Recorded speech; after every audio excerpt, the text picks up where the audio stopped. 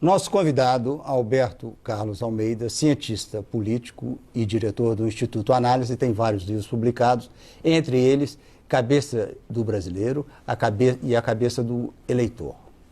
Bem-vindo, Alberto. Obrigado. Seu best-seller, Cabeça do Brasileiro, saiu em 2007, se não me engano. Exato.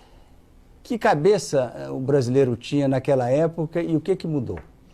Ela vai mudando devagarzinho, né? Porque isso tem muito a ver com a escolarização da população.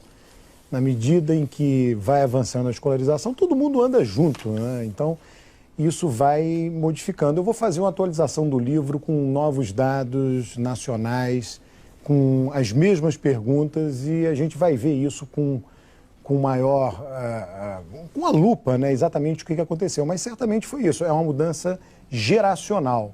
Na medida em que você troca gerações mais velhas, menos escolarizadas, são substituídas por gerações mais jovens e mais escolarizadas, e você tem essa mudança. Alberto, você disse que vai fazer uma atualização do Cabeça do Brasileiro. Não seria o caso de fazer um Cabeça do Paulista e Cabeça do Cearense? Olha, tá tudo lá. Acho que nunca houve uma distância tão grande, mas eu acho que nunca houve uma distância tão grande, pelo menos em relação a expectativas de governo, quanto agora, né? Uma das coisas que eu utilizo muito para prever resultado eleitoral, e isso funciona bastante, tá? Nada funciona 100%, mas se tem uma coisa que funciona muito bem, é a avaliação de governo. Isso serve para governos estaduais, prefeituras, governo federal. Dada a avaliação da Dilma, a Dilma começou a eleição com algo em torno de 30% de ótimo e bom e terminou com 40%. Dada essa avaliação, era muito difícil ela perder, considerando a avaliação. E a avaliação do governo dela no Nordeste é maior do que em São Paulo. Vocês mencionaram no primeiro bloco, tá? Os indicadores econômicos de crescimento. O Nordeste cresce muito mais, por exemplo, do que São Paulo. Sim. Então as pessoas votaram baseado no bolso, no interesse próprio. Nisso o eleitor nordestino é idêntico ao eleitor paulista. Agora, você consegue explicar esse crescimento da avaliação positiva do governo Dilma nesse período, quando, de uma forma geral, os indicadores econômicos não melhoraram, pioraram, eleitoral. E os políticos também? Campanha eleitoral. A campanha eleitoral, a Dilma não fez uma marca de governo.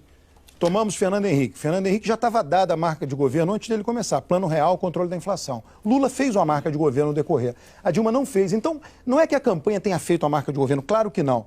Mas ela foi para a televisão defender de uma maneira organizada, na forma e do conteúdo muito boa, coisa que ela não fez no decorrer do mandato dela. E aquilo sobe. Vai cair agora. Tradicionalmente, o que acontece? Passada a eleição, a avaliação de governo piora. Aconteceu com todos, tá? Fernando Henrique, Lula. Então, as pesquisas que vão acontecer, e elas vão agora no final do ano, vão mostrar uma queda do ótimo e bom da Dilma. Por quê? É o efeito realmente midiático da campanha. Isso é normal. Alberto, o Diogo fez a arenga dele contra o Nordeste e você coloca no seu estudo, teu mentor é o Roberto da Mata, que é sempre esse choque entre o arcaico e o moderno, né? Digamos, o Nordeste é o arcaico, você diz que você vê uma evolução, uma mudança. Mas como isso não colide isso com o fato que um partido como o PT, ele tem esse controle, esse arroxo, uma máquina política tão forte no Nordeste que vai demorar muito tempo, independente de escolaridade, para que realmente o eleitor do Nordeste se livre das amarras desse partido que deu o básico para ele na gestão. Começou no Fernando Henrique Cardoso, Lula e Dilma. Como vai ser essa colisão entre o antropológico, do arcaico e moderno, com o controle político da região pelo PT? Esse é um tema que eu gosto muito. Meus pais são nordestinos, fui criado no Rio, moro em São Paulo, sou casado com uma catarinense, tenho 2 filhos que nasceram no Rio e um em São Paulo. Então, eu tenho de tudo na minha vida pessoal, tá?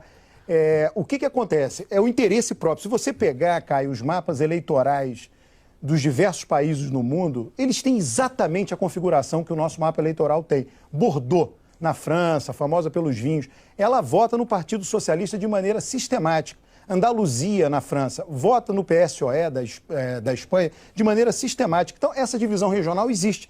E ela tem uma correlação com pobreza e não pobreza. Os Estados Unidos também, quando a gente vê a apuração dos Estados Unidos, pega a Flórida, qualquer lugar nos Estados Unidos, tá? A região mais pobre dos Estados Unidos vota nos democratas e as regiões menos pobres votam nos republicanos. Então, o Brasil tem isto idêntico a todos os países do mundo. E aí, de novo, vai valer... Ao contrário, não, Alberto, desculpa. O Nordeste O Nordeste brasileiro é o Sul americano. O eleitorado... Não, os Estados Unidos é diferente, tá? Baixa renda, você não pega... menos escolaridade, eles... Não, os Estados Unidos tem diferença. Você tem que olhar, por exemplo, você tem que olhar estado por estado, região do estado por estado. Não dá para fazer essa divisão regional, lá é muito misturado, tá? Então você pega as áreas geograficamente mais rarefeitas, tem menos gente, são mais ricas, que é o meio oeste americano, se você quiser pegar áreas, tá? E aí, por exemplo, na Flórida, você pega o mapa de votação da Flórida, em torno de Miami, que os democratas são maciçamente votados. No restante da Flórida, não. Aí você vai pensar, então a área geográfica é menor, mas tem mais gente lá. Se você pegar o mapa do Rio de Janeiro, é idêntico. O PT é mais votado numa área geograficamente menor, só que tem maior população lá. São idênticos, são idênticos.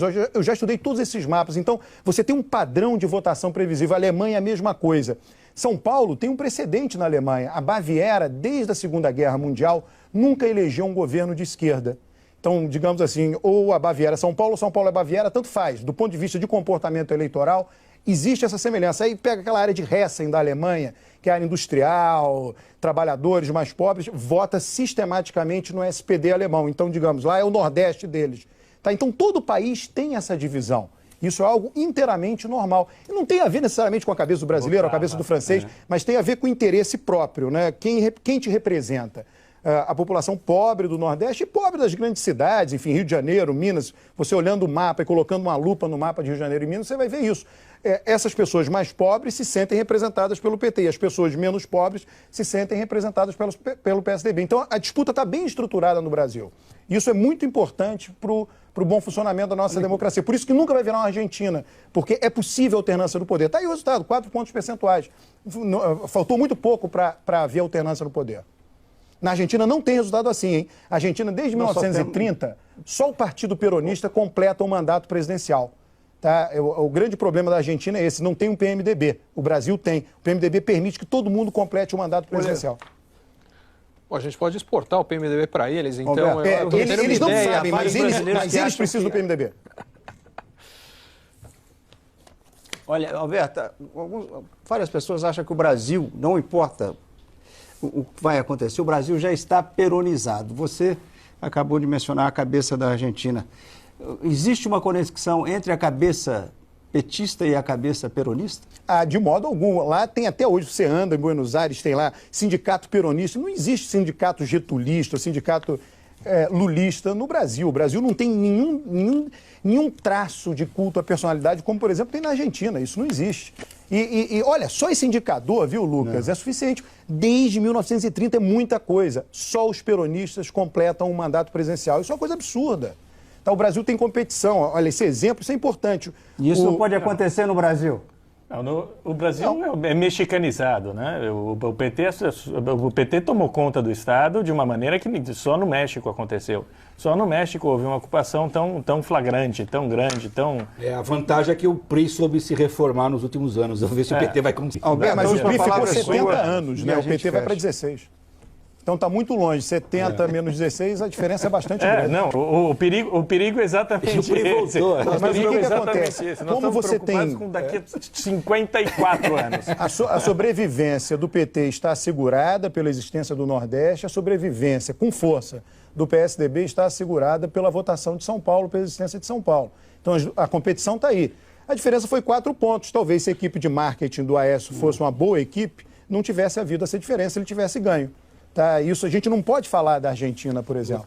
Alberto, só ir mais longe nas mudanças que você falava. O avanço educacional jogaria contra o PT a longo prazo? Porque o que se vê... Não, Ricardo, não tem tempo não, querido. Então tá bom, tá acabado. Tempo só para ele responder, não dá? Sorry. Não, corta a cabeça desses caras. A pergunta do Ricardo é boa, porque é o seguinte, o avanço educacional, você vai dizer, tem democratas e republicanos nos Estados Unidos.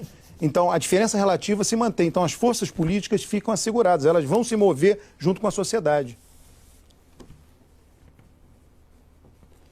Alberto, muito obrigado. Um prazer grande ter você aqui. Eu que agradeço aí o convite de vocês. Muito obrigado.